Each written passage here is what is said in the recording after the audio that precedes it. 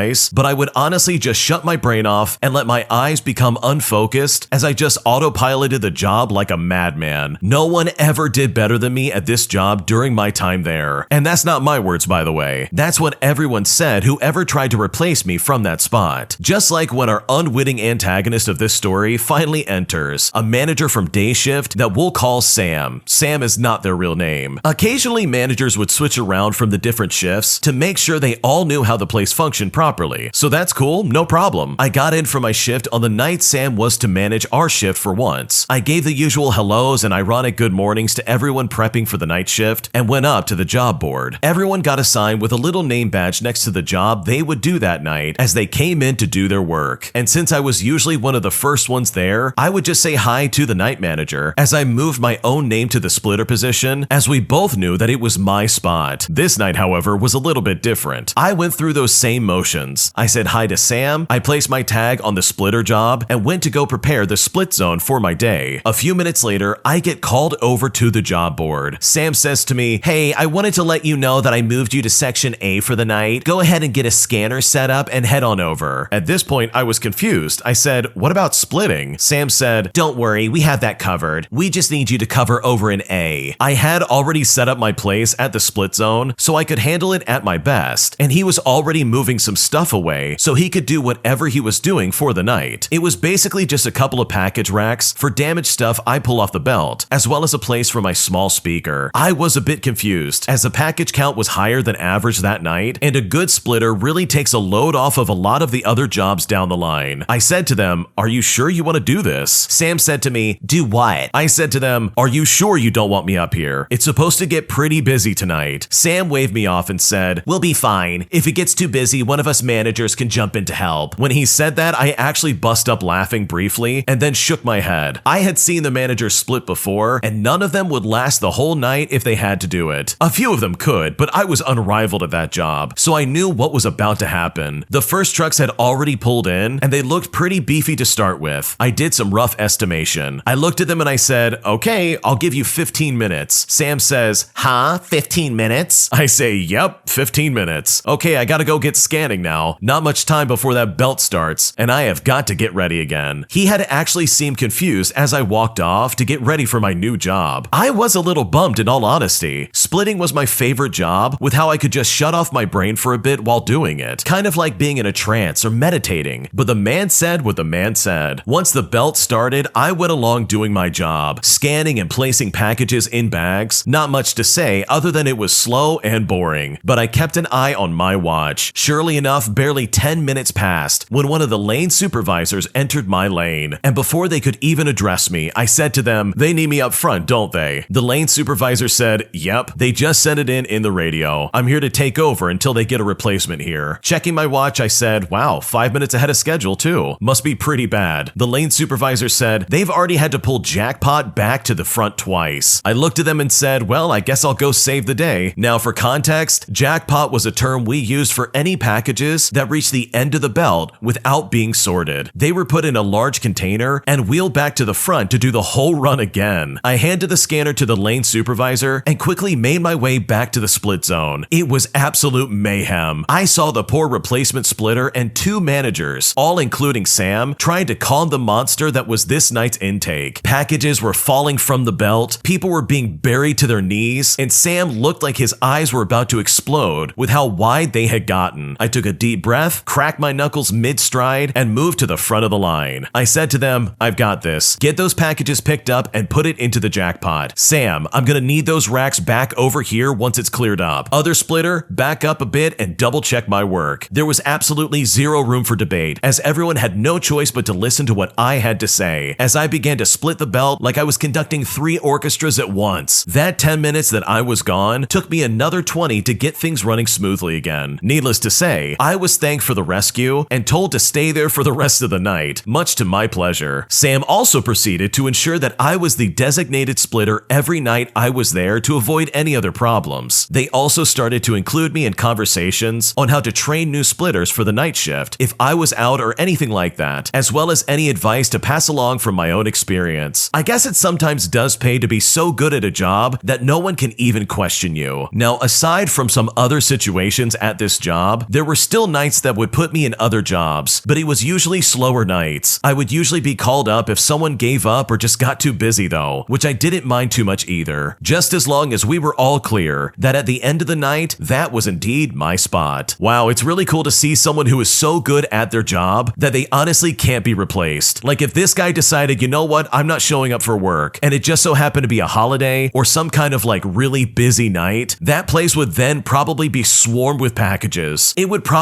be impossible to get anything done. Like it really does sound like his job takes a lot of skill and it takes a lot of energy and a lot of focus to get it done. And it's not just something a day shift manager can walk in and be like, it's fine, I got this. Yeah, good luck, buddy. Clearly you don't have it. So good for the original poster for showing not only are they awesome at their job, but they're also incredibly valuable towards this company. Am I the jerk for asking a female coworker if they could possibly just leave me alone? Here's what happened. So long story short, I'm not exactly comfortable around women, and I do what I can to minimize my interactions with females as much as I can. It has nothing to do with capabilities or anything like that. I just get extremely uncomfortable. We have a new hire that has been really trying to get to know people around the office better, and I happen to just excuse myself when she comes around. Thankfully, I work in the field a lot, so I am often alone, so it does not happen often, but when I do come to the office, she keeps trying to befriend or talk to me. I am civil and polite, and I say hello, and I can handle idle chit-chat, even if it is visibly uncomfortable for me. She brought this up with my friend in the office, and he explained the situation, and since then, it seems that she has made it her mission to have me open up. On Friday, I asked her if she could leave me alone, please, that I have no intention of becoming her friend or opening up. She then lashes out and calls me misogynistic. Now, I thought it over the weekend, and it had been racking my brain. Am I really the jerk for not wanting to put myself in an uncomfortable situation? And this is all just so I can avoid it. If I have to take her out in the field or help explain my drafts, I will push through. Since it is work related, I still get uncomfortable, but it is what it is. Those are situations I cannot avoid, but general interactions, I do not think it is wrong of me to limit those when possible. On the other hand, I also understand this is a me problem. I go to therapy, but that only does so much. This is something rooted in previous experiences, and I am not comfortable writing about it. She really should not be punished for my own issues. So honestly, am I the jerk for asking a female coworker if they could possibly just leave me alone? This is a really weird one, to be completely honest with you, because throughout the entirety of their career, they're going to have women who are coworkers. Like, that's a normal part of life. So you becoming triggered by having women in the office who are trying to be friendly with you, that in my opinion is a serious problem you need to work out. While I do have a lot of sympathy for the original poster to an extent, this is something that needs to be figured out sooner than later. Like, I'm positive the woman who was supposedly bothering you in the office didn't have any ill intentions. She was new and she was just trying to become friends with everybody else around her. I'm not really sure what opening up means in this situation, because I'm sure she wasn't trying to psychoanalyze you or anything like that. I'm sure she wasn't going to touch anything that you might be going through or have gone through in the past with women. She was probably just trying to be nice. And I know when I've been new at other jobs in the past, I've tried to be as nice as possible to everybody around me. I want to make friends. I don't want to make enemies after all. So I think maybe taking a step back in this situation and hopefully eventually seeing that your female coworkers are not out there to try and ruin your life, you might then be able to see that trying to close off like that might not be possible in an office setting. Now, don't get me wrong. I think it was very unprofessional for her to start screaming and calling you misogynistic, but I also think that the way you talked about this with her and basically said, no, I don't want to be your friend, get away from me, that in general was really inappropriate as well. And I think everybody in this situation could have approached this a little bit better, because personally, I'm a firm believer when it comes to mental health that your triggers are your responsibility. And hopefully with therapy and a lot of work, you can try and be around women in the office and not push them away and treat them like they're a different species altogether. Am I the jerk for telling my husband that he is not my first call when it comes to an emergency? Here's what happened. So I've been with my husband for about 22 years, and in those years, he's been incredibly unreliable about answering his cell phone when I call him. And just to be clear, I'm not frustrated that he doesn't answer when I just want to tell him something, or just have a regular chat type of situation when I'm on a lunch break. I'm talking situations where I really need to talk to him and he doesn't answer his phone. One example was when I was 6 months pregnant with our youngest child, and while I was at work, I slipped and fell down a flight of stairs. Luckily, I landed on my bottom and everything felt okay, but my doctor sent me to the hospital just for safety. We currently only owned one car, which he was in possession of at the time. And so in order to get to the hospital to be checked out, I needed him to take me. And when I called him, he did not answer his phone. It would ring and then go straight to voicemail. I called multiple times before finally breaking his no texting preference and explained what was going on. And he finally called me back. I later found out from him that he had been just having lunch with a mutual friend and had seen me calling but wasn't wanting to be rude to our friend. A second example happened this past summer where I got into a car accident while driving his car. There was no insurance information in the car, and while I had our application on my phone, the login for it had expired and I didn't know it off the top of my head. I called him multiple times, texted him multiple times, and reached out to his boss, and finally had to give up and accept that I didn't have insurance information, and if the police were called, I'd be cited for no insurance. Luckily, the gentleman that backed into me was kind and didn't insist on calling the police and understood he was the one who backed into me and offered his insurance information with no argument whatsoever. 45 minutes later, my husband called me back and explained that he had been in the bathroom. Situations like this have me feel like he is unreliable and I can't depend on him to answer his phone, even though he knows that I won't call repeatedly unless there's a major issue going on. And I've explained that I think in the future, I will probably just call someone else for help if I need something seriously and then reach out to him after the fact. He then informed me that I'm wrong and being unreasonable and that even his therapist thinks that my position is odd because anyone I call might not answer their phone. I maintain that as my husband, he should be aware that if I'm calling repeatedly, it's an emergency, and that any of the friends that I might call in a similar situation would absolutely answer their phones if I called repeatedly. I'm not sure how to feel about it, but after hearing his therapist thinks that I might be unreasonable as well, I'm honestly not sure if I'm the jerk and I really don't know what to do. I don't think you're the jerk in this situation. Your husband intentionally misses your calls just so he can do other stuff. You are clearly not a priority in his life in that regard. So in my opinion, you're not the jerk. I think you should ignore what that therapist was saying to your husband because it sounds like your husband would much rather just not answer the phone or at least answer it after the fact. So I personally don't blame you for deciding, you know what, I gotta call somebody else before I call him. He is clearly unreliable and he really should change his attitude if he wants you to start calling him for an emergency. My entitled manager tries to get me in trouble with corporate, claiming that I'm lying about my numbers and that I'm actually just putting down fake numbers just so I can boost my stats. But I wasn't taking that sitting down, as I decided to get revenge on this manager by not only exposing them for being incompetent at their job, but also for breaking one of the cardinal rules of this office. And as a result, my manager got terminated right there on the spot. Here's what happened. So I was working at a business-to-business sales company, and basically what we did is we sold services to other companies. And this company had managed to hire the most incompetent, lazy, and jealous sales manager I have ever come across in my life. We were a team of about 5 salespeople. All 5 of us salespeople hated our sales manager for various reasons, but we did like her personally. I was the top salesperson on the team. I was sitting at 170% of my yearly objective and was well on my way to the President's Club. This is largely because I was the only salesperson on the team with real sales experience, and the sales manager was too incompetent to train a team. So my vice president came down for our yearly performance reviews, and I was called in first. It was my vice president and Mrs. B. Mrs. B is not the name of my sales manager. And honestly, going into this, I was expecting a positive performance review. Right off the bat, Mrs. B hits me with, you know, our location hasn't been performing at objective for a number of years, and we suspect this is because salespeople are misrepresenting their daily work. When she said this, I was taken aback. Now, I don't think you're doing what you say you're doing, and this is something that you could get fired for. I looked at Mrs. B and I said to her, wait, really? And she said, yeah. So I said back to her that I am shocked that you would decide to go this route. Mrs. B with a confident smile said, we gotta do what it takes to get this location on objective. So I then said, all right, let's play a game. Mrs. B, pick a day, any day, and let me prove to you that I went to all my appointments and did all my stops as recorded. Mrs. B said, well, I'm not saying you never go into the field. I just think some days you stay at home and put ridiculous stuff in your notes. I said to her, Mrs. B, pick a day, any day. Pick a day that you think I lied about my sales activity. Eventually, Mrs. B picks a day. Now, at this point, I'm smiling ear to ear, and I am absolutely heated right now. I also noticed that the vice president is smiling at me, and his head is slanted to one side. I suspected he knew that Mrs. B was about to get absolutely destroyed, and he was right. So she gives me the day, and I turn to the vice president. Mr. Vice President, are you aware of how Android phones work? The vice president responds, please enlighten me. I said to them, by default, Android has location services turned on. And in fact, Google will track where you went and when. Naturally, I carry my phone everywhere. So let's compare what Google says I did that day to what my notes say. So I pull up my Google location services for that day, and surprise, surprise, it's a complete match. Mrs. B is obviously very concerned at this point. I said to them that I'm actually quite enjoying this performance review. I then said to Mrs. B, go ahead, let's pick another day. Mrs. B fires back, we don't need to do that. But I turned to the vice president and said, Mr. Vice President, would you mind picking a day? He says to me, sure. And he picks a day at random. He pulls up my notes and I pull my location services for that day. And guess what? It's another complete match. I then get ready to pull up my best weapons yet. I then say, Mr. VP, do you remember the company with a contract that had a value of over $1 million that we recently lost? The vice president said, yes, I do remember that. They went on to explain that apparently a competitor won them over on the price, while also saying that, well, we can't win them all. So I responded by saying, well, Mr. VP, here's an email from their vice president, basically stating that they've decided not to go with us due to our failure to provide 3 samples for them to decide on which product worked best for them. The vice president then said, wait, can you forward that to me? And I said, absolutely no problem. So I forwarded it all over to him. I then said, well, while I'm at it, let me forward over several email chains before this where I clearly asked Mrs. B to order those samples. In fact, in those very same email chains, she confirmed that she had in fact ordered the samples. He asked me to forward those emails to him, and so I did. I then continue on. Now, Mr. Vice President, I had our service department look to see if any orders had been placed for those samples, and no orders were actually ever placed. He then said that he's going to look into this, and Mrs. B is absolutely sweating bullets at this point. My performance review has turned into her performance review, and everything she had planned is not going right. I then said to him, Mr. Vice President, I have one more thing I'd like to bring to your attention. Do you mind if I step outside for a minute so I can show you? He then says sure, and that he needs to talk to Mrs. B anyways. Now, for some context, I need to mention that several years prior to this general manager at another location basically did some very sketchy stuff with another woman, and the company was sued and lost a lot of money because of this. And since this incident, the company put out a very clear-cut policy. There will be no quality time spent between management and people who work for them. It will be an immediate termination for the manager. And I think you get what I mean when I say quality time. Now, another sales consultant in the office was named Joe. Joe was a married man with 2 beautiful kids, and Mrs. B had the hots for him. She tried to spend quality time with him on multiple occasions, twice of which being on text messaging. Joe and I had talked about if he should report this transgression. I walked into the sales office and said, Joe, I think it's time we get a new sales manager. You got those text messages? He looks at me and goes, is today going to be the day? I said to him, today is gonna be the day. All the sales staff knew what was going on. The mood in the office was lifted. Joe and I began walking back to the conference room when the location manager, who was not part of the performance review, saw that Joe and I were walking together. He asked, what's going on? Joe then said, you're gonna need to hire a new sales manager soon. The location manager said that he was confused, so he said that he's coming to the meeting as well, with us saying, fine, come along and see. I knocked on the door and the vice president said, come in, so I did. There we stood, Joe, myself, and the location manager. Mrs. B knew exactly what was about to happen. We all took our seats and I asked the vice president, Mr. Vice President, I just want to clarify a company policy. Is it true that if a manager tries to engage in any kind of personal quality time with a direct report, that it's immediate termination from that manager? The vice president then sits up straight. He takes a moment and goes, yes, if something like that came to my attention, my hands would be tied and I would have to fire the manager. I then said, well, Joe has something that he wants to show you. Mrs. B got up and walked out of the conference room. She was about to cry, you could tell. Her world, her career, all of it had just been completely wrecked, and I don't think she wanted to be around for the end. Joe went on to tell the vice president how he is a happily married man with 2 beautiful kids, and Mrs. B kept hitting on him. In fact, she had sent him numerous text messages that were really sketchy, and on 2 occasions openly invited him to come spend some quality time with her, once in the office and once at his home, even after he had made it clear he wasn't going to do that. Mr. Vice President asked to see the text messages, and Joe provided them to him. The vice president then asked him to take a screenshot of those text messages and then email them over, and Joe said he absolutely would. When the vice president said, I'm gonna need both of you to go back to the sales office. The location manager and I have some talking to do. We went back into the sales office, and I noticed the sales manager office had been cleaned out. Apparently, Mrs. B was bawling. She was a wreck and she was crying, and said that she was now going home. Joe laughed and said, yeah, she won't be coming back. It was about 20 to 25 minutes when the vice president came into the sales office and asked me to come to the conference room again. So I did just that. I sat down and the vice president then said, well, I would like to inform you that Mrs. B has been terminated effective immediately. With this being said, after your performance review and looking over your numbers, you are our top sales rep in this location and deserve nothing short of stellar remarks on your review, and you'll be getting that for sure. I then said, thank you. I do have one more question though. How do I apply for the new sales manager job that just opened up? The vice president laughed and said, wow, you sure do like to strike when the iron's hot, don't you? I said I do, and he said he would let the location manager know, and I would be able to put my application in. I thanked him, but he then chimed in and said, no, thank you. In my 35 years of being in sales and sales management, that was by far the most interesting performance review I have ever witnessed. The original poster in this situation is absolutely amazing. They took exactly what their sales manager was trying to throw at them, and they tossed it right back in her face. I'm sure Mrs. B did not expect to get fired that day, and was instead just trying to question the original poster's integrity. Unfortunately, it does look like the original poster ended up quitting because they would not promote him, and instead they hired another sales manager who didn't have any experience. This rubbed them the wrong way, so they went to another company that offered them more money. And honestly, that's exactly how you do this. If you're not getting paid what you feel you are worth, then it's time to start shopping somewhere else. And the management team there are absolute morons for not bringing this guy on as the sales manager. He was up, what, 170% in his work? How would you not want someone like that on your team leading their squad? So honestly, good for the original poster for standing up and taking control of the situation. Mrs. B was clearly trying to mess them over, but the fact that they got revenge and was able to turn the tables on Miss B honestly is pretty incredible. If you like Am I the Jerk, you're probably going to love Am I the Genius. Check it out, link down below in the description. Also follow Am I the Jerk on Instagram and Twitter to see all the stories that couldn't make it into the videos. An entitled customer doubts my ability as a technician simply because I'm a woman, and I am increasingly frustrated by people who act this way. Here's what happened. So I'm a service technician for a gas company. I'm also the only female service technician for the gas company, and this leads to confusion on a daily basis. So I arrived to my 9 o'clock appointment at about 9:05. Super simple job. Exchange the gas meter, inspect gas equipment in the house, relight the equipment, and then be on my way to the next call. We get about 30 minutes for each job like this, but dispatch understands that this doesn't always work. Sometimes it takes 15 minutes if the old meter was installed well and the gas equipment is all new, but sometimes it takes 3 hours if I have to rebuild their whole service and coax an old boiler back to life. I grab my tools out of the truck, grab a new meter, and head to the front door. The call says, hazard, there's a dog, so I figure it's best to check in with a customer before I head into the yard. I knock and ring the doorbell, but nobody answers, so I pull the customer's number up and I give them a ring. I say to them, good morning, I'm from the gas company. You have a meter exchange appointment booked for this morning. Is anybody home? The customer then says, not at the moment. Is the technician already there? I say to them, yes sir, I'm here at your address. Will you be home soon? The customer then says, yes, tell the tech to wait. I'll be home in about 15 minutes. So I say to them, yes, I will go ahead and wait. I then try to ask if I can start working in the yard or if their dog is outside, but the customer just hangs up. So I decide to just wait. Now, to paint a picture of what it's like outside, it is negative 28 degrees Celsius, negative 40 with wind chill. I'm bundled up, but I'm going to be outside all day. So I decide to wait in the truck to preserve my warmth. I drop my tools and the new meter off at the gate to the yard, and I sit in my truck until the customer pulls into the driveway. When the customer arrives, I immediately get out of my truck and jog over to the house. The customer then says, so I spoke with someone in the office and they said the tech was already here. Where is he? I have to get back to work soon. I can't wait here all morning. I look at the guy and I say, I am the tech, sir, and that was me that you spoke with earlier. If you're all good, I can get the meter changed out for you and then get your furnace and water heater going. The customer then looks at me puzzled. Well, if you say so, but if that's the case, where are your tools? I point over and I say, over by the gate. I left them there so they'd be ready to go when you got here. Okay. How long have you been doing this anyways? I look at them and I say, well, this specifically a little over a year, but I've been working in the industry for over 9 years. The customer then asks asked if I had anyone else to come and help me out. I say to them, no sir, this is a very simple job. I should be able to have it done in about 15 minutes or so. The call also said that you have a dangerous dog. Is it contained? The customer explained that they have a 12-year-old beagle. They then said, I don't know why anyone would say that it was dangerous. So I could have started almost 3/4 of an hour ago at this point, and my next 2 calls were in jeopardy because of how long I had already been there at this point. So I get to work, and sure enough, his meter set is in pretty rough shape. I pull the meter off with some difficulty and my largest wrenches, and then start cranking some of the bad fittings out so I can rebuild part of the set to make this job easier the next time we have to change the meter, and generally just to make it safer. This guy was leaning over my shoulder the entire time, continuously asking me if I was sure I knew what I was doing, and if I really don't, then I need to call for help. I got my fitting done and I went inside. Sure enough, the gas equipment was all high efficiency, so all it took was a couple of resets to clear out the air bubbles, and eventually it all fired up perfectly. The call took about an hour once I actually had my tools on, which is a little longer than anticipated, but a very good time frame for the work I wound up having to do to leave the place in a safe condition. A very good time frame, mind you, for any technician who could have taken this call. As I was gathering my things, he got one last jab in. You know, I would really appreciate it if they would actually send a real technician next time. I don't feel comfortable having one of the office girls doing this work for me. I'm going to have a word with the gas company and tell them as much. I finally look at this guy and I say, sir, for the last time, I am a qualified service technician. And honestly, at the end of the day, this was all seriously so annoying. Yeah, that's really obnoxious. Can you imagine being in that kind of situation? You're working your job and this guy is seriously questioning your ability, all because you just so happen to be a woman. Like, come on, this is the modern day and age. Anyone can be qualified for literally anything. So the fact that there's someone out there who seriously is like, oh man, I want a real technician next time, when in reality, the original poster has what, 9 years of experience in this field? So good for you for sticking up for yourself, because this guy was clearly being a complete jerk, and the way he was acting was incredibly inappropriate. My fiance is honoring his former mistress after she passed away not too long ago, and this is really driving a wedge between the two of us in our relationship, and I seriously don't know what to do. My fiance and I have been together for about 9 years. A year or two through our relationship, we spent some time apart as I felt he had an inappropriate relationship with a coworker. We ended up getting back together, but he continued to sleep with her during the first few months of us trying to work things out. We did eventually work things out, and the infidelity isn't as big of an issue for me as it is for other people. I quickly felt trust with him again, and things were great. The issue of the affair has rarely come up since we talked through our resolution years ago. 6 years later, though, we eventually got engaged. Almost a year after that, his mistress passed away. Excuse my cold tone with this, but to me, she is not a good person, and I will never see her in that light. I mean, this lady had a thing for taking men out of marriages, and she played a big role in ending just about 4 marriages. She was not a good person. My fiance went to the funeral and spoke, and this was at her parents' requests, despite my expressing how hurtful and disrespectful that was in my eyes. In the months following her passing, he has participated in a fundraising held in honor of this woman. I have continued to express how hurtful and disrespectful I find his involvement in all of this. Now, I'm capable of moving on and forgiving him for the original affair, but when he keeps doing things that bring it up to the forefront of our relationship, I can't help but feel hurt by it. This is a messy history after all. I feel like I have sacrificed so much. I've sat back and been the one to bend and compromise on everything, especially when it surrounds this lady, and I can't see anything that he's compromised on when it comes to this. All I see is an inappropriate and disrespectful emotional connection to his dead mistress. There was a small fundraising dinner in her honor the other night, and this is where things really hit the fan. I again expressed my feelings on the situation, especially since he didn't tell me until an hour before that he was going to leave and go attend that. He said I need to just get over the affair and stop holding it over his head, and I need to figure my stuff out. He wishes I could see his perspective because I wouldn't be upset if I stepped back and saw his side of things. He also said he was sick of my meritless threats after I said if he is going to continue to have an inappropriate emotional connection with his dead mistress and bring it to the forefront of our lives together, that I couldn't live the rest of my life like that. He said he has the right to honor a good friend and that she always had his back even after he chose me. This has really caught me off guard the past year. I thought there was no connection to her anymore. I also thought I had a partner that would care enough about my feelings to be willing to change some of their their actions. I know I would feel awful if he came back to me and said that something I was doing was hurtful to him and he found it disrespectful, but I'm honestly getting none of that from him. And at this point, I seriously don't know what to do. I'm personally blown away that you even stayed with this guy when he cheated on you the first time. Like seriously, this guy does not sound like a good partner. He sounds like he's basically just going back into the past and literally digging up this affair to try and honor a mistress that clearly he was not over. There are so many red flags in this story, it's not even funny. This guy does not seem faithful, and the way he's acting is just super sketchy. This guy sounds also incredibly selfish. He wants you to see his perspective, but wants you to get over what is a major situation in your life. So in my opinion, I think you can do so much better than this guy. He has clearly shown his true colors, and honestly, you deserve a lot better than the way you're getting treated. My girlfriend asked me if I think her childhood friend and roommate is pretty, and at this point, I seriously don't know what to do. Here's what happened. I first want to start off by saying that I have no idea how to navigate this, so hopefully I can get some advice from somebody. I'm a 24-year-old male, and I've been dating my girlfriend, let's call her Sarah, for about a month now. Sarah is not her real name. Now, we don't live together, but she usually comes over and spends the night with me on weekends. We have a good relationship, although it's still very early. My girlfriend lives with her friend. We'll call her Betty, also not her real name. They have known each other since elementary school. They went to different colleges, but reconnected afterwards. They ended up in the same city and decided to become roommates. Betty seems nice, but I don't know her too well. We have just talked a few minutes here and there, and the three of us have gone out for dinner or drinks with a larger group of about 8 people, and we did that twice. Anyways, earlier today, my girlfriend texted me and told me that Betty is trying to get into modeling. I said, oh, that's cool. But then my girlfriend told me that she doesn't think that Betty's gonna make it because it is a really competitive industry. I replied by saying, yeah, probably. She will have to work hard. My girlfriend then replies by saying, do you think she's pretty? Now, this message came about 30 minutes ago and I still haven't responded yet. I feel like it's some sort of trap. It would be rude to say no, obviously, but if I say yes, then it might make my girlfriend feel insecure. I'm not sure how to navigate this situation, and at this point, I seriously don't know what to do. This is a really funny situation in my opinion, because honestly, there's two possibilities here. Either your girlfriend is really asking what you think about Betty, and she's trying to figure out if you find her attractive or something like that, or this is an innocent question in and of itself. So I can completely understand where you're coming from, where you're like, wait a second, how do I respond to this? Because you don't want to upset your girlfriend, obviously. You don't want her thinking that, hey, maybe he doesn't think I'm pretty or something like that. Because obviously you like her a lot, and you want to be with her. So in my opinion, it would be best to maybe deflect as best you can. Because think about it, would you rather be rude and say, no, she's not good looking? Or would you rather be honest and be like, yeah, she's kind of pretty, only to risk your girlfriend getting up on your case and being like, oh, so you don't like me? I'm not saying that's gonna happen, but it definitely could happen. So if I was in your shoes, I would say something like, well, she's not as pretty as you are, and then just leave it at that. Because the question your girlfriend is posing towards you is kind of weird in and of itself. Because no matter how you answer that, it very easily could be spinned against you. And that in and of itself sounds like a nightmare to deal with if you're not careful. An entitled customer claims to know the owner while also demanding ridiculous things at my restaurant. But what they don't know is that I've been waiting for this day since the moment I opened this restaurant. So I decide to let loose and completely humiliate this guy in the process. Here's what happened. 3 years ago, I realized and made true my dream of opening my own restaurant with my boyfriend. I managed to find a lovely location in Texas, as well as coming across a dedicated crew. And this is only after sifting through some misfits as well as some complete idiots. And this place has brought me endless joy and endless stress. But that isn't why I'm here. This morning, a server of mine told me to post my story. So let's get started. Last night, I had an interesting 3-top come in 15 minutes before the kitchen closed. But you know what? That's not an issue. It had been a slow day, and my 2 cooks were fine with it. My bartender had already gone on his way, and my closing server was already doing her side work and had 3 tables of her own already. So I stepped up and I took the table. I started my conversation with him as we were walking over. Hi there, nice to meet you. Before we get too far along, I'm just gonna let you know that the kitchen closes in about 15 minutes. So I would like to get your orders sorted pretty quickly. With that, I set their menus down and I grabbed their drink orders. Nothing too complex. 2 Long Islands and a margarita. Luckily, when I returned, they were ready to order. A fact that I'm relieved to hear. They ordered 2 Reubens and a pork chop meal. Now, for the sake of this story, I'm going to be using 3 different names. One of the guys is going to be called Margarita, and the other 2 people are going to be called Long Island Brother and Long Island Sister. This way, we can keep people anonymous and nobody gets in trouble. people. Now, Margarita seemed to be a standalone from his brother and sister, a fact that I learned from just a little bit of small talk. Margarita also had a few nitpicks and changes to his pork, which is no problem. It's just gonna make his food a tiny bit longer to make. I asked them again if they want any appetizers, reminding them that the kitchen will be closing in about 10 minutes, but they assured me that they were fine. Their food takes a little bit over 10 minutes. When I get it all and I take it out, I tell my cooks to give it 10 minutes more just to make sure they like everything before they shut it down. Heading back out, I dole out everybody's food and I ask if everything looks alright. Long Island's sister asks for a Diet Coke and hands over her half-full Long Island, which I mark as a refill to save her a little bit of money. About 5 minutes go by and I check in. Long Island brother and Long Island sister love their food, and no complaints can be found in the slightest. Margarita is silent, but also doesn't have any complaints, and the pork chop that he ordered is almost half done. I go back and I tell the kitchen to shut down, and they do just that. But things escalate in a way that I seriously never expected, and I still cannot believe the entitlement of these people in my restaurant. A little more time goes by and I get new drinks around, and that's when Margarita drops it on me. Now, about 15 minutes after the kitchen is closed and cleanup has begun, Margarita says, "Can you get me some mozzarella sticks?" I say to them, well, actually, like I said, we closed the kitchen. The fryers are off and they are cooling, so unfortunately I can't. I'm so sorry to disappoint. Margarita then looks at me and says, "Just go turn them on. Get me some right now. Chop chop." Alright, so now I'm a little bit upset, but whatever. People are gonna be jerks sometimes. This would be a good point to mention also, by the way, that I look incredibly young. I'm 31 and I still get carded. I look like I'm possibly 16 years old. It also doesn't help that I shave pretty much all the time, and that's because I don't look good with a beard on. I say to them, "Sir, I can't do that. The kitchen is already cleaning and I can't stop their work." Margarita then looks at me and says, "Now listen here, son. I happen to be friends with the owner, so you might want to get me my food right away." Now when they said that, I grin. I grin incredibly wide. In the 3 years I had owned this place, I had waited for this moment. Having it used on me when I was just a server myself back in the day really upset me to no end. I look at them and I say, "Oh really, you are?" And at this point, I'm feigning shock and awe. I say to them, "I'm certainly sorry, sir." I then watch as a smug look crosses his face. I then drop the bombshell. "But sir, I'm the owner, and I don't remember meeting you ever before." Margarita suddenly flubbers and fumbles, flabbergasted that he has been caught in his lie. But being fully facetious and friendly to a fault, I turn the most flippantly false facade and begin to eagerly mock his former faux pas. I look at him and I say, "Tell me, old buddy." I then sit down beside him, setting my elbows on the table and looking at him. "What's your name again? Oh, I do hate this forgetful mind of mine. Did we go to church? Are you an old coworker? Maybe we went to high school together." After a long while of this, I decide that he is sufficiently shamed and I decide to stand up, putting on a more serious face. I look at them and I say, "Now, shall I get your checks?" Long Island sister and Long Island brother are snickering at Margarita, who shamefully nods. I return with their checks and head back to clean my mess at the bar. When I return, they left their payment in cash with a large tip and a note from Long Island sister and Long Island brother saying that Margarita needed to be taken down quite a few pegs. And that was honestly so satisfying, and I don't regret it in the slightest. That is honestly amazing that you did that. Seriously, I can't stand when I worked in restaurants how someone would seriously act like that and try and pretend like, "Oh, I know the owner," as if that's gonna be some kind of like determining factor of how you're supposed to be treated. Like you're not gonna get special treatment just because you know somebody. And anybody who perpetuates that, you're the one with the problem. You're the reason this happens in the first place, and that's not okay. So good for the original poster for not only putting this guy in their place, but also really embarrassing them in the process. Hopefully this will fix their attitude, and in the future they won't try to pull this in another restaurant. If you like Am I the Jerk, you're probably going to love Am I the Genius. Check it out, link down below in the description. Also follow Am I the Jerk on Instagram and Twitter to see all the stories that couldn't make it into the videos. Am I the jerk for canceling vacation less than 24 hours in due to the behavior that my sons were exhibiting? Here's what happened. So to start things out, my husband and I have 3 kids, 2 boys ages 8 and 9 years old, and 1 girl who is 3 years old. The boys have been driving us crazy. They fight like cats and dogs. We've had countless talks with them about respecting each other, but it's all been to no avail. Now, I understand sibling rivalry, but it's gotten to the point it's disruptive to all of us every single day. I already told my husband last week I wasn't sure if the vacation we were going on was a good idea. My husband shut me down pretty much immediately, and things went ahead as planned. First of all, the 3.5-hour car ride was predictably an absolute nightmare. The boys were fighting and riling each other up the entire time. My husband and I kept trying to reassure each other that things would be better once we got there, and they would be too excited to cause any trouble. But boy, were we wrong. They had so many reminders of what not to do once we got to the rental house. So they did everything wrong from the get-go. Shoes on the white furniture? Check. Running in the house? Absolutely. I turned my back for 2 seconds, and the 8-year-old threw a box of chalk in the pool just to keep his brother from getting it. We went out to lunch, and they were out of control in the restaurant. My 9-year-old ran from us in a strange place because he didn't get his way. We finally go to the beach, and they are frankly being brats, refusing sunscreen, fighting over toys, pushing their luck repeatedly, going farther and farther out into the water than we had originally told them. They were cursing as well. By the time we got back to the house, it was around dinner time, and I was fed up. They were totally ruining it for everybody. Nothing had worked, and I told my husband we needed to go home. And this is all for the reasons mentioned above, but also mainly because they need to see real consequences. My husband still insisted that it would get better, but I put my foot down, and I told him that I didn't even want to be there at this point. So either I was leaving or we all were leaving. He got super upset and told me I was being ridiculous, and this was unfair to our daughter. And you know what? I actually agreed with him, but I saw no other choice at this point. And of course, when I told the kids what was happening, they immediately burst into tears, and they're begging me to stay, promising that they will behave. My own mother, who came with us on this trip, was also nearly in tears. She thinks her precious grandbabies could do no wrong. She argued with me too, begging me to just let it go, but I refused to budge. So we left, less than 24 hours into a 4-day vacation. Half the ride home was spent with them sobbing, and my husband pretty much giving me the silent treatment the entire way. My mother decided to stay behind a little bit longer, but then started randomly texting me about 30 minutes in, asking if I was really being serious, while also telling me that the whole reason she came was to spend time with the kids. So I had now ruined it for everybody, while also claiming that they are only little once. So now here we are the following evening, and pretty much no one likes me right now except my 3-year-old daughter. Are they right? Am I the jerk for taking away this vacation after the way my sons were acting? No, you are not the jerk in the slightest. Your sons are clearly out of control, and they seriously need a reality check. And this was seriously the perfect way to do it in my opinion. They wouldn't listen to you or your husband. They wouldn't listen to anybody. They were breaking all the rules that you told them not to do, and it's almost like they were doing that on purpose. And to think that you would have to deal with that for what, 3 more days? I don't think so. There's no way I'm gonna put up with that. If I was in your shoes, I would have done the exact same thing. And it's not like you didn't give them some kind of chance to improve their behavior and try and straighten up the first time you asked them. But instead, they just kept taking this trip for granted, and they decided, no, we're not gonna listen to you. They just kept fighting and acting like complete idiots all the time, and they literally ruined the vacation. So no, you are not the jerk here. It's also mind-blowing that your husband is acting the way he is. I mean, seriously, he is excusing all of their behavior, and he's just letting this happen without any kind of consequences. It kind of leads me to believe that he's the reason the kids act like this. He is clearly trying to excuse this behavior, as if destroying public property and damaging someone else's pool is somehow a good thing. He should have united in your effort to punish your kids for the way they've been acting, because this seems like an ongoing issue that has been driving all of you absolutely nuts. So overall, no, you are not the jerk in this situation. Your 2 sons and your husband are absolutely being jerks, with your mother taking a close second to try and guilt trip you and literally making it so you're the bad guy in this situation. But in my opinion, you made the right choice. Those kids need to be corrected. And you know what? If they're gonna mess around like that, they're gonna find out real quick that no, you can't act like a fool and expect that there won't be any consequences. My wife is constantly underfeeding me whenever we eat dinner, and anytime I have anything to say about it, she freaks out and starts to cry, claiming that she's an awful wife who doesn't know how to feed her husband. And at this point, I seriously don't know what to do. To start things out, my wife and I are both 32 years old. Since we got married and moved in together 5 months ago, my wife has simply not made nearly enough food for me. This is not a kind of situation where I'm constantly agitated at her for incompetence or anything like that. I would be more than happy to microwave a burrito. I would be more than happy to whip up a peanut butter and jelly sandwich, but I can't do that. My wife has, for every single meal of our marriage, done the exact same thing. She will make a tiny dinner. I'm talking like a Chinese chicken salad with 30 grams of chicken and 10 leaves of lettuce, arranged fashionably with dressing. When I finish eating, I'm still hungry, because for a 230-pound man who works a physical labor job, it's simply not enough food. At first, I tried to openly communicate with her, but she always took it horribly. She would adopt a 1,000-yard stare and then begin talking about how incompetent she is and how she can't even make her husband a proper dinner. I would try to calm her down and be like, honey, that's not the case. I just eat way too much. Or I would say, don't worry about it. I could just make a bit more. I would literally try to be overwhelmingly positive, but it never helped. She would always just get incredibly disappointed in herself. She would cry, or she would take it out on me. Then she would make the exact same amount the following day. After the communication route failed, I tried to eat dinners as is. It became hard to sleep at night due to the hunger, and I lost 7 pounds in the first month. Eventually, I figured out my own system. On my way home from work, I started swinging by a fast food restaurant and getting myself a burger. I would basically pre-game her meals with some more calories. I figured it was a win-win, since what she doesn't know can't hurt her, and I could have my fill of food. I would eat on my way home, walk in the door, pick at the salad and quinoa, or some homemade mac and cheese that she made, compliment her on her delicious cooking, and later dispose of the wrappers discreetly. 2 days ago, I was on my way home and in line at the drive-thru. My mother-in-law was coming out of the restaurant. She ran over and greeted me. I asked her in a humorous way not to tell her daughter where she saw me because she'd take it really badly, and she agreed. But then, as anyone could probably guess, she told on me anyways. I got home to a furious wife who was demanding details. When I provided the truth, she got extremely angry and looked legitimately hurt. Now, I'm not good at handling confrontation, and I feel like I betrayed my wife in some way. Was I wrong here? What should I do? First and foremost, it is incredibly concerning that she becomes this horrible passive-aggressive person anytime you try to communicate about something so simple. Like seriously, is it that big of a deal that she's making such little food for both her and her husband? I know that if I was in that situation and I was the husband here, I would be first off very annoyed that I'm not getting enough food in my system, but also I would be really annoyed that my wife is acting the way she is. She is literally just trying to turn this on you and make it seem like it's your fault that she's not making enough food. I also don't think there's anything wrong with you eating food beforehand just to try and have enough to eat for yourself. It really seems like with the context we have, the original poster is a larger man. Not like overweight or anything like that, but it seems like they probably need a lot of food and a lot of calories just to try and make things work in their physical labor job. I don't think you're out of line for communicating with your wife, but I also don't blame you for going to a fast food restaurant just to try and get enough to eat. This is not okay the way your wife is treating you. She's intentionally just not giving you enough food, and it's almost like she's forcing you to lose weight, which by the way is really sketchy behavior, and that is a massive red flag. Like you didn't want to lose 7 pounds in 1 month, that's just crazy, and that's a lot of weight to drop pretty fast for the average normal human being. So from my vantage point, she is underfeeding you almost on purpose, and the way she's reacting to you being like, wait a second, I want to eat more food, is incredibly passive-aggressive and incredibly inappropriate. So no, you're not the jerk here. Your wife is being incredibly weird, and she needs to figure her stuff out and stop treating you like you're some overweight person, when in reality, I'm willing to bet that you're just a normal guy. My office has made mandatory that we come into the office 3 days a week, and this is all off the heels of the pandemic where we were used to working from home. And as a result, the company is now falling apart and most people are deciding to quit. Here's what happened. Just like most companies, my company was forced to go completely remote as the byproduct of the pandemic. It was an easy transition as we already worked predominantly online anyways, while still being in an office setting. We run meetings and collaborate with stakeholders countrywide. Needless to say, we thrived during the past 3 years, with productivity at an all-time high and turnover rate at an all-time low. Colleagues were encouraged to take frequent breaks and not to worry about school runs or medical appointments, as long as it doesn't block work or result in projects not being finished. We started to win industry awards for this, and everyone was extremely satisfied. You were asked to go to the office for collaborative purposes only if it was needed, but they pretty much left you to decide. That is, until this smallish tech firm hired a new director who decided to enforce a mandatory 3 days in the office. Now, these past 3 years, we closed 2 of our 4 offices in the United Kingdom. Most people moved out of the cities and bought houses, sent their kids to school in a new town, and took on volunteering roles in their new communities. Second cars were sold, people took on more caring responsibilities as they work from home most days anyways. As you would expect, people were extremely angry over this, voicing their concerns quite loudly. I will preface this by saying that we did better working from home than they would like to admit to. There was no business reason to do this. This decision resulted in competitors moving in and taking away key players. People started to quit left and right. As things got quieter, people decided decided to maliciously comply. Our remaining offices got overwhelmed with traffic. People could not find a desk to work at, so meetings just got delayed. People refused to work over their contracted hours or take on extra responsibilities. Our productivity plummeted, and we had to resort to hiring expensive consultants just to try and help us out. Internal satisfaction surveys were so bad that they refused to publish the results. This all happened in January. I just handed in my notice after 27 years, and I will be joining our competitor in 2 weeks. I thought I would retire from this place. Needless to say, an emergency meeting was called between the senior leadership, and they tried to fix things, but the damage is so bad that they had to hire an external company just to save them from bankruptcy. Honestly, when I really look at situations like this